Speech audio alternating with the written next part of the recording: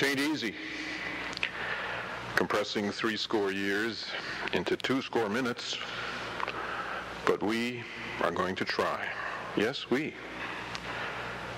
Frank, spelled with a small f, and Ernest, spelled with an A. I'd like you to meet Frank. He's my guardian angel.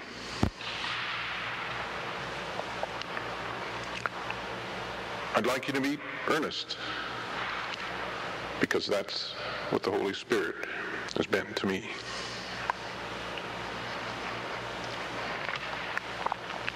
Also, as a teacher, I want you to learn and participate tonight. So I want you to take a course in Gambler's Arithmetic and History. To do that, you're going to have a pencil, which is in front of you, and you're going to have to use one of those cards. Pick the one that has the blanks on the back. Because I want you to keep track of the high point years of this man's journey through faith.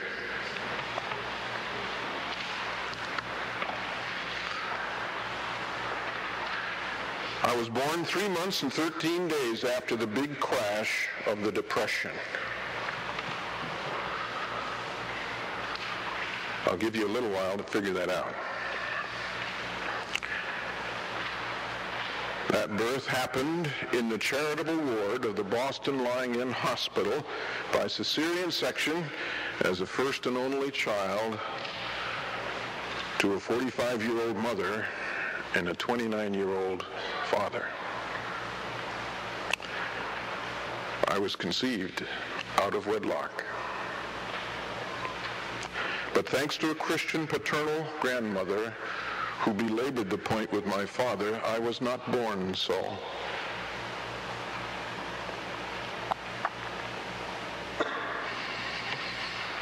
Fortunately for me, during the years when such information could have been a disaster for a young fellow growing up, I never found that out until a marriage license ended up in my possession years later when my dear mother died. You know, it ain't easy being born on the wrong side of the tracks. You're never sure where you belong, or sometimes to whom you belong, or for that matter, whether you belong at all. My career as an engineer began in 1933. I hope you're keeping track now. If you haven't figured it out yet, February 11th, 1930 is the right date. That way you can work history back and figure out when the Great Depression began. That engineering that began in 1933 began this way. My great aunt was one of only 2 of my 10 paternal relatives who had a reliable paying job during those first years of the Depression.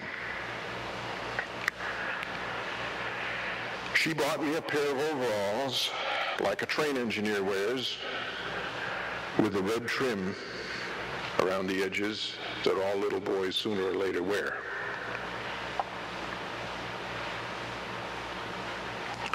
In our backyard, if you could expand your vision enough to call it that, sat an old car frame with a steering post, 4 wheels, and a dismounted steering wheel. In grand 3-year-old style, as an engineer, I, by random choice, you might mention, mounted the steering wheel on the post and worked until the 2 front wheels would turn when I turned the wheel. Coming into the house with my brand new overalls covered from top to bottom with grease, I proudly walked up to Mom and said, "Office, Mommy." I don't remember that story, but it was told to me so many times it's indelibly impressed. she said to me, I'll leave some of this for you to figure out. But Dad said, let's go see. Grease and all, we trooped out to show Dad. Take easy when times get tougher and winter sets in. The food lines got longer and the supply shorter. We had been without anything to eat, and I kid you not, for 3 days, except water, for which we were very thankful.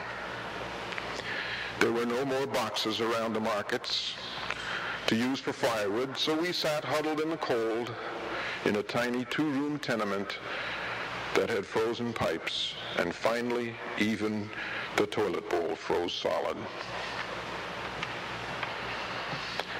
Dad said, Freddie, get dressed. We're going out. We went down to the welfare lines and stood for 3 hours in a blowing cold wind. Finally, we got 1 pound of oatmeal, 1 peck of Washington State apples, my first geography lesson, and they also gave us a 10-pound bag of cut-up slab wood. We thought that it was Christmas already. Oatmeal, saltless, without milk, much less cream, but with a few chunks of apples, was delicious. And we ate apples the rest of that week, fried, peeled, squeezed, cut, baked. If you have any imagination at all, you know what was happening by about the 3rd day. Unfortunately, when we got the fire started in our stove, the ascending heat warmed the upstairs plumbing, and the water pipes gave us a free shower. Dad ran to the basement, turned off the water, and ran back up because I was now screaming, Dad! The heat had finally hit my ears. And no one had noticed up to that time that they were frosty white. Dad took one look, rushed me into the cooler room. I then began to shake because my snowy, wet clothes were thawing, and yet the room was cold. Dad helped me undress, put my feet in a towel, and had me stretch out legs and feet into the oven of the stove. Now, this was an old kitchen wood stove. The fire went around the oven and then up the chimney. He kept boiling the water and poured in the second batch of oatmeal because we'd already eaten one. And I watched as the oatmeal volcanoes kind of...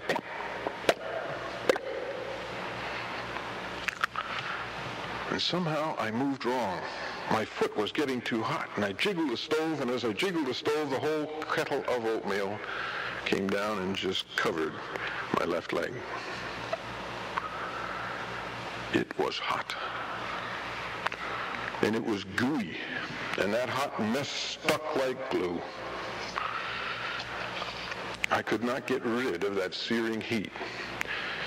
Dad grabbed me, pushed his hands into that boiling glue, and slid it off my leg, but too late.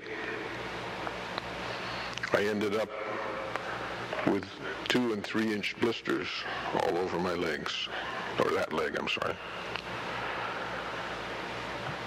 And it hurt so much I couldn't cry anymore. Dad picked me up and hugged me, kept saying, "Oh, Sonny, Sonny." My reply, duet of Daddy, Daddy, has stuck with me all these years.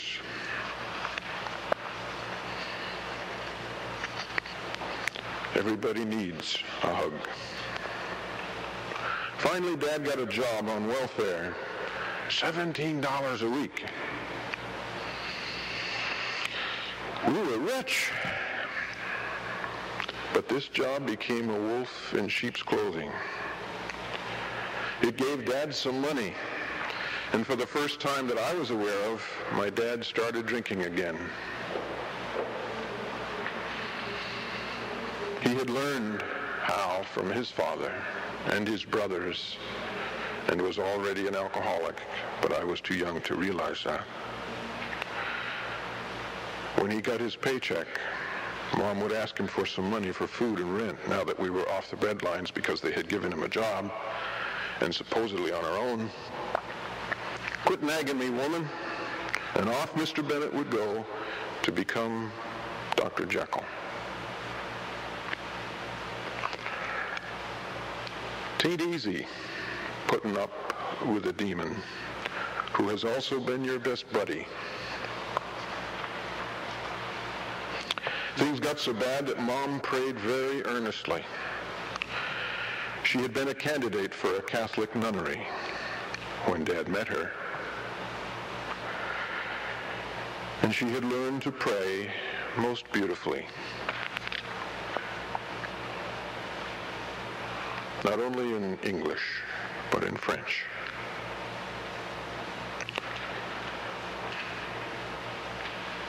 This one pay night, Dad didn't come home, and she prayed, and we went to bed.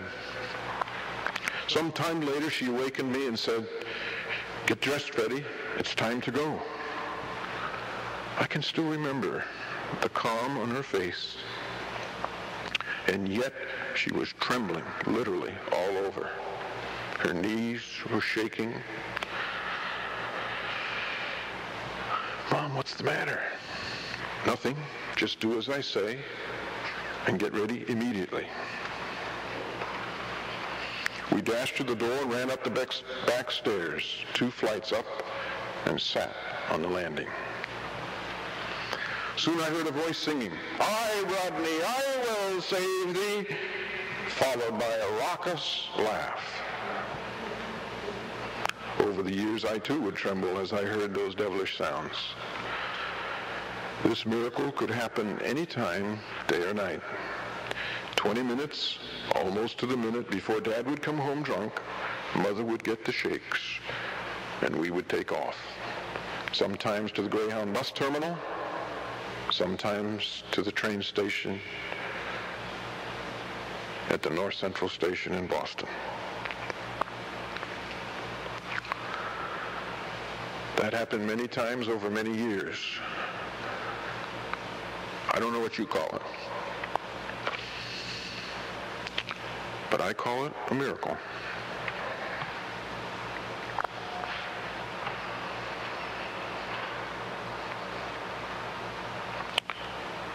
The only exceptions when that didn't happen was when Mother decided to stay anyway, in the hopes of getting some money for food, because we were destitute. One such time, he beat her so horribly that he knocked her 2 front teeth out of line and almost broke them off. In fact, they were so badly damaged that just a few years later, she had to have them pulled and wore plates the rest of her life. Another time, Mother had me go to meet him to plead for some money before he got drunk. I walked with him saying, "Daddy, let's go home. We have no food." "Shut up," was his reply. As we passed the string of taverns, he would slow down a little more as each one passed. Finally, he went into the one, and I went too. The bartender said, "Hey, no kids in here. Get out of here." I made the mistake of saying, "Daddy, please come home."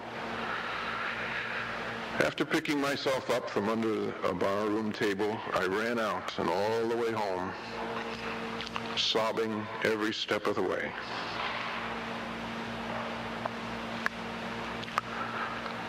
When Dad was sober, we had great times together, but when Dad got off on liquor, it was unbearable.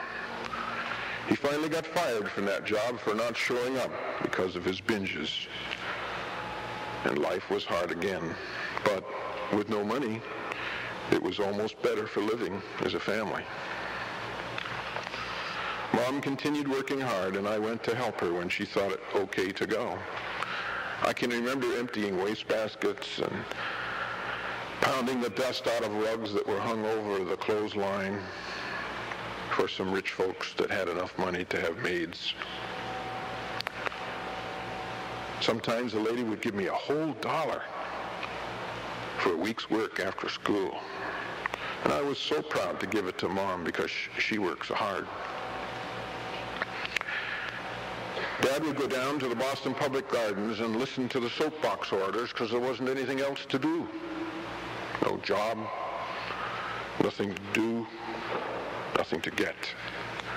He listened about communism and republicanism and democratism and black shirts and Ku Klux Klansmen and Southern Baptists and yes, even Seventh-day Adventists, among many others that espouse their point of view, literally on soapboxes. I went with him one time and heard Elder John Schultz preach about the mark of the beast. The Knights of Columbus were there with their swords on their sides, and it was a tense time. And I can remember kind of looking out around Dad's legs because it didn't look very good. And by the time Elder Schultz got to the meaning of 666, the swords were out of their sheaths and scabbards. And the police, all of whom were Irish, Roman Catholics, and 6 foot plus, had a hard time playing a freedom of speech role. Dad became convinced that Seventh-day Adventists had a message of truth. He brought his mother, my mother, and me into the church, and he himself joined 3 times and was even baptized twice. But he could not quit smoking nor drinking, and never did. He could quote scripture better than I still can. He knew the Bible. He could give you a Bible study on any of the subjects of the Adventist truth.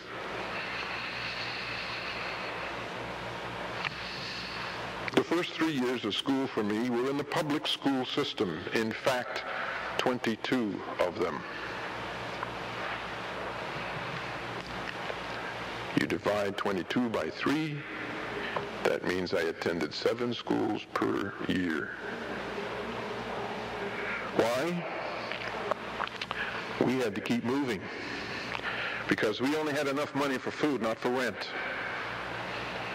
And we learned, or you acquire the habit, I guess, after a while, of moving from place to place as soon as you can so that you don't get evicted, which happened many, many times. It was not unusual to come along the street and see 2 or 3 piles of boxes and trunks and furniture in front of different homes as people were being evicted because they didn't pay their rent.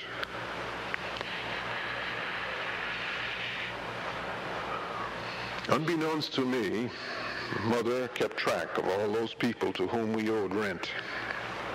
And years later, I found her little book with the amounts owed and the amounts that she could pay so that our name would still be honorable. I think in his sight, she did all she could. Dad, discouraged and educated only through the 8th grade and unable to cope with the Nazi black shirt garbage, went off to World War II 2 years before America did.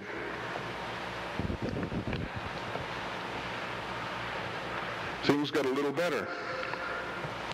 Dad's allotment checks from the Canadian Army were a godsend. Mom got some clothes, we had some food, and at least 1 room to live in with a little gas hot plate to heat food. Dad came home for furlough just before Pearl Harbor with $212. That was the largest amount of money I had ever seen. And for his own ego trip, it was all in small bills. I feared what that would mean, but he stayed sober, and I praised my Heavenly Father. You know, I got to wear his tunic and polish his brass buttons and his well-made Canadian boots. I was one proud son. And I think my dad was too.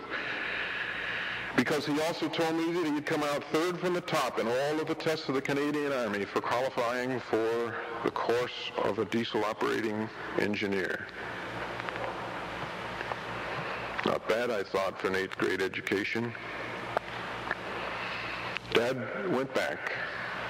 America's war broke out, and Dad came home once more before being shipped to England. This time was not very good. Mom, for the first time in several years, got the shakes again. And sure enough, Dad came home drunk. But we weren't there, just like before. In the morning, we managed to get him up and on the train before they could get him for desertion. I went to the SDA elementary school in the basement of the old Boston Temple. That was down in the worst section of Boston, near Dover Street, where all the city bums and the winos lived. The church let Mom and me do the janitor work to pay for my tuition. But that was not a chore, because she and I would do the cleaning, and Brad Bailey, later the organist for the Voice of Prophecy, would play the organ. We kind of felt like we should pay for the privilege. Finally, things got so bad, the church congregation decided that we should move. So a new church location was found near Fenway Park Baseball Park, while the school moved across town to Cambridge. This put our school right next to Harvard University. And when you're next to Harvard, you have to say Harvard that way, because you're now in the Plosh class. And every day, we kids would walk through Harvard to get on the subway to go home for a nickel. 1944, I hope you're keeping track now, was a great year. Dad came home. I was in Greater Boston Academy in another new school to us. One that we had taken sledgehammers to and remodeled the school with all of the school kids and turned it into a school. Then everything fell apart. Dad was worse than ever. War had been terrible, and he saw the worst because he was in the Army hospital in England and saw the severed, maimed, and blind, and the devastation of human life, which he was never able to forget. He plunged into discouragement and drink.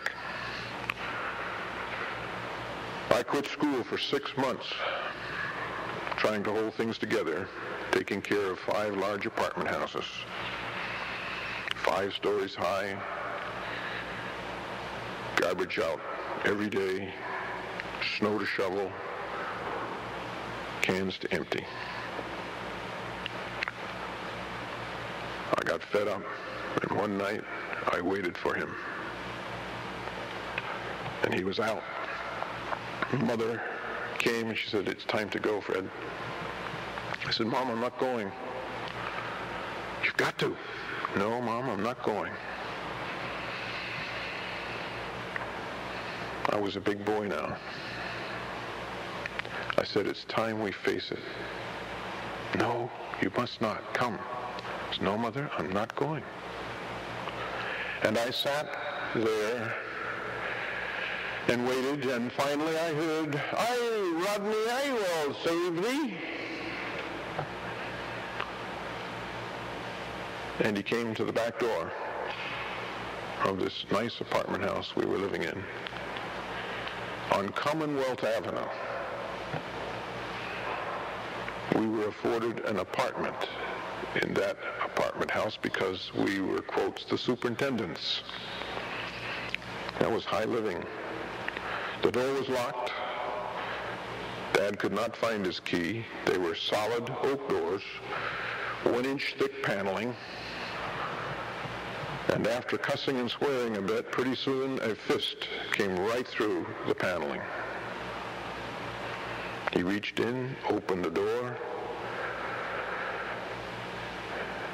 and I was frightened because I saw nothing but a demon. he lunged toward me. There you are.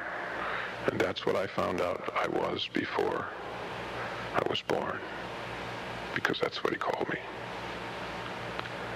And as he lunged toward me, I just sidestepped. And being drunk, he could not detour and landed flat on the floor. And all that did was make him more angry. And he got up and went after me again. This time I put a chair in his way, and he cracked his shins. By now he was raging, and he finally got hold of me. He put my stomach in a scissors with his legs and just squeezed. And I felt myself passing out, and all I could do was reach out, grab his hair, and pound his head on the floor. Finally, he went unconscious and relaxed. I left home. But my mother stayed on, convinced that the Bible meant what it said, for better or for worse, until death do you part. An Adventist family took me in, treated me like the fourth child, and life was again somewhat bearable. I finished academy, started Atlantic Union College with 62 cents in my pocket. I worked 40 hours a week, took 12 hours of credits, and sent $10 to $12 a week home to Mom and Dad. Don't ask me how, I don't know, but I think Frank and Ernest knew. With these pressures, school was not a bounding success, as you can imagine. My hopes of being a medical doctor diminished almost daily. And I got rather a nonchalant attitude. And one day, while leaning over the physics lab table, I was pestering a young girl, and all of a sudden I received a swift, hard kick, you know where. I swirled around to see Dr. Beverly Van Horn looking very satisfied and smug.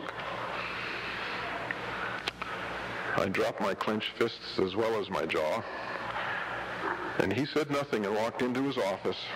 After I had garnered enough courage, I went to see him, and he said, "Fred, you need to decide what you're going to do and do it."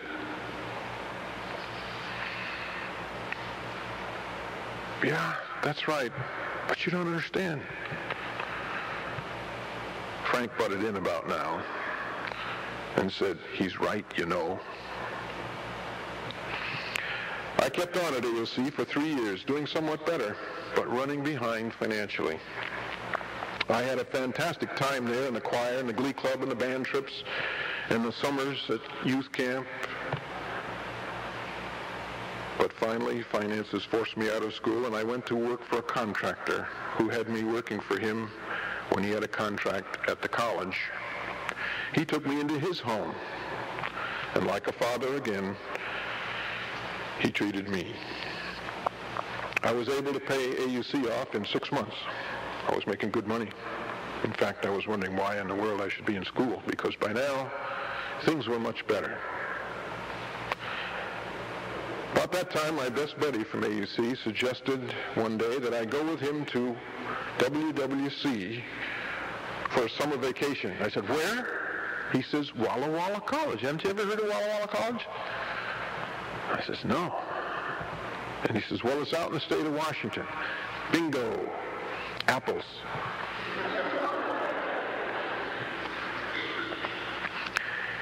My best buddy and I came west. And when we came over these blue mountains out here, and I looked out over this valley in the middle of July with the summer heat swirling up in aberrating heat waves, I could not for the life of me understand why anybody in his right mind would ever put a school here.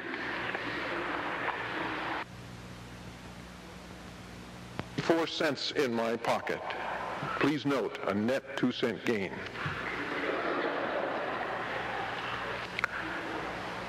The clothes on my back, and a small valise as my whole earthly belongings in 1952. My My second hope had always been to be an engineer because of that very first experience with the steering wheel. But some people in my home church thought, Freddie, you ought to be a singing evangelist. Some other old sweet soul would say, well, you better be a preacher. And somebody else would say, you better be an artist. After looking WWC over, now that I understood what WWC meant, as well as Professor Cross and he, me, I decided to stay. My buddy left, and here I sat with Frank and Ernest. 3 more years of school were required. 7 years to get through college. But 1955 saw the second eventful sequence finalized, and I, believe it or not, graduated. Married the best part of this whole story, got a job, and started a family. In 1961, while working for the United States Navy in Bremerton, Washington, we received a call to teach at Walla Walla College. It ain't easy to cut your salary right smack dab in half to the dollar. We cogitated long and hard that night, and we couldn't see how we could do it. We figured out the budget, we wrote it out, I ruffled up the paper and threw it away and did it all over again. It still didn't come out right. So that night we went to bed, agreed that in the morning I'd have to call Prof back and tell him we couldn't come. But Ernest had another idea, which he worked on all night.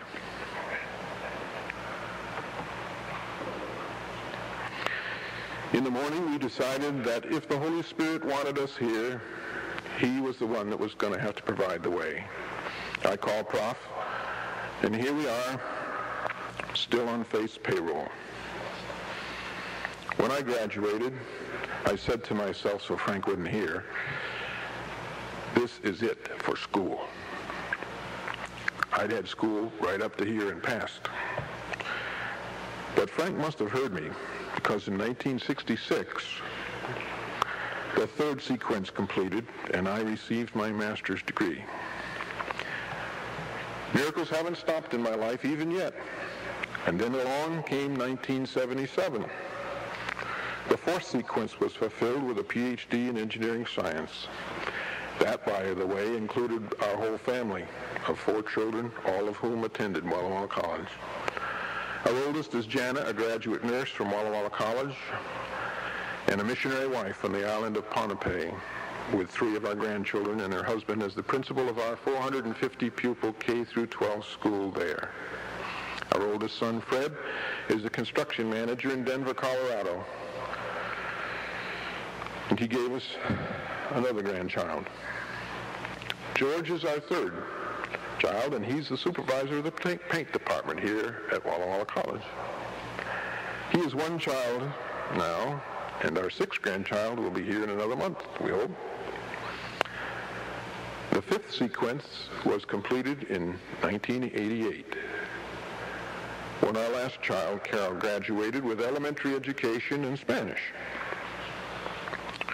And she married and left home. Now we rattle around over there by ourselves. And she and her husband are both teachers at White Salmon down in Washington. Now right now we're working on our 6th sequence, which, if you have been keeping track, will end in, I didn't hear it, 1999. Good. Somebody paid attention. How about that? Just like class, huh? What's in store? I don't know. But we are certain enough, based on what has happened. And we're certain enough that it, too, will fit in with his plan, as long as we keep willing to do so. This story is so condensed, and I could elaborate on far more personal miracles in my life, in addition to the above, for there are many more. The saving of my life twice, some very real miracles that happened with conversion, and many other things, but time does not permit that tonight. However, I want to emphasize one thing. It has been a journey of faith. For many times, I could not see my or our way clearly. But softly and tenderly, he has called the way and shown the way as necessary. And we cannot praise his name enough. The gambler's arithmetic that started out as a boy with dice on dirty sidewalks just happens to come out as a sequence of 11s. Wasn't intended that way. I did not design my life that way, but it did. And that not by chance, but by faith. You'll never convince me otherwise. I'd like you now to join me and do something that I have done many, many times before in youth evangelistic meetings. And I'd like you to turn in your hymnal to number 251. And I want you to stand with me right now. Do it.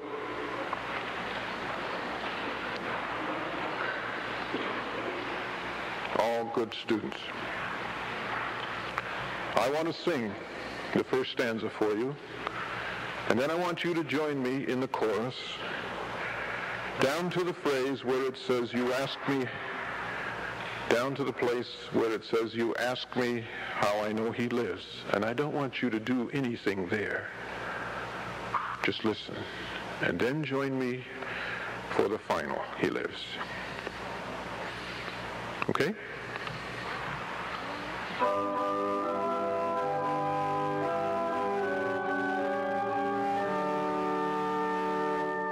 I serve a risen Savior, he's in the world today. I know that he is living, whatever man may say.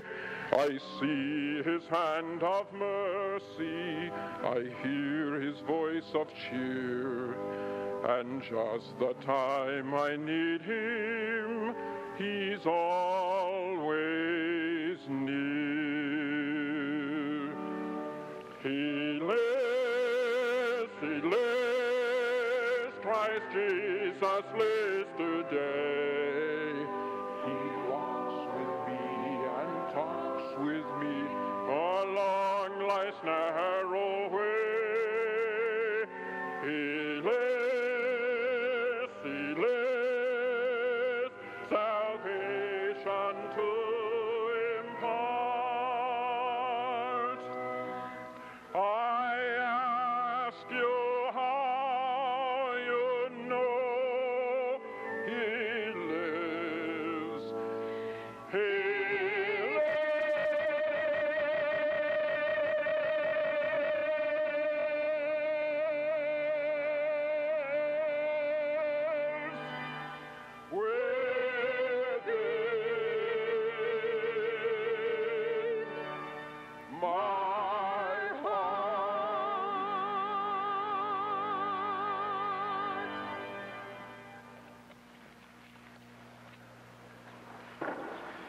Remain standing and let's bow our heads together.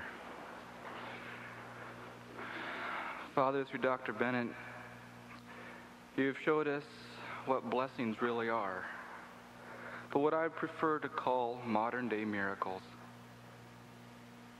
I ask that you will guide us and that you will teach us to be thankful for what you've done, because you live, and that's why we can face tomorrow.